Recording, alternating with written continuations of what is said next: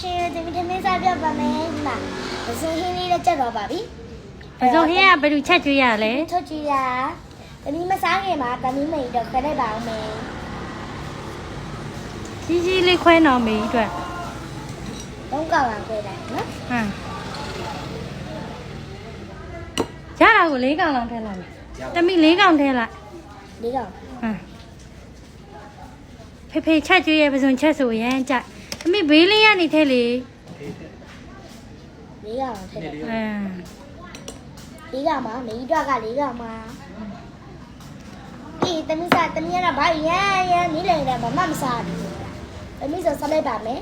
ဒီကိုပြီးလို့ရှိရင်လည်းတက်ပုတ်လိုက်ပါမယ်ဒီဖေနဲ့တက်ပုတ်နော်မေကြီးကိုတရက်ပြီးပစုံချက်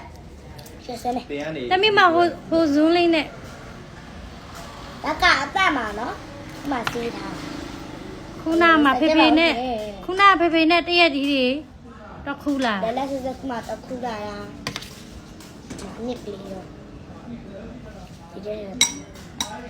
ကဲစားပါမယ်မစားခင်ထည့်လိုက်ပါမယ်တမီးဟိုဘယ်လိုထည့်လိုက်တာလဲမသိဘူးတမီးဖြစ်တယ်လားဒီလိုလှလှလေးပြန်လုပ်ပေးမယ်ရပြီအချိန်ကုန်တော့မယ်မရေဟုတ်ပါမယ်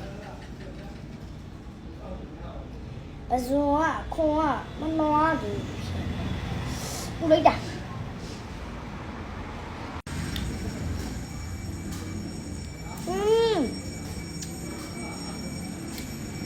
好呀，刚来，这边是谁呀？完了，baby，咱们这边你这做啥干了？我昨天来抽呢。ဟုတ်တယ်ပစုံကြီးတွေဆိုင်မှာသွားစားရင်တော့ဈေးအများကြီးပေးရမှာနော်အိမ်မှာကွာတူချက်စားရင်တော့အများကြီးစားရပါတယ်လို့ဒီမှာဒီရမလားမမဲကြီးတဲ့အဖေကအနောက်ကနေမီးလုံးကင်ပေးနေရပါတဲ့တမီးအရေးလေးစစ်လာအောင်လေသူမေကြီးကိုအရင်တော့ပို့မယ်လို့အဲ့ဒါပစုံချက်သူကဗိုက်စာနေပြီတဲ့ဟာတမီးစားပြီတော့စားပြီလို့တက်3ယောက်တည်းပဲကြံတော့လို့ပါရှင်ဒီလိုပဲနိုင်စားလိုက်တာဇွန်းလေးနဲ့စားပါတမီးရဲ့ပလီင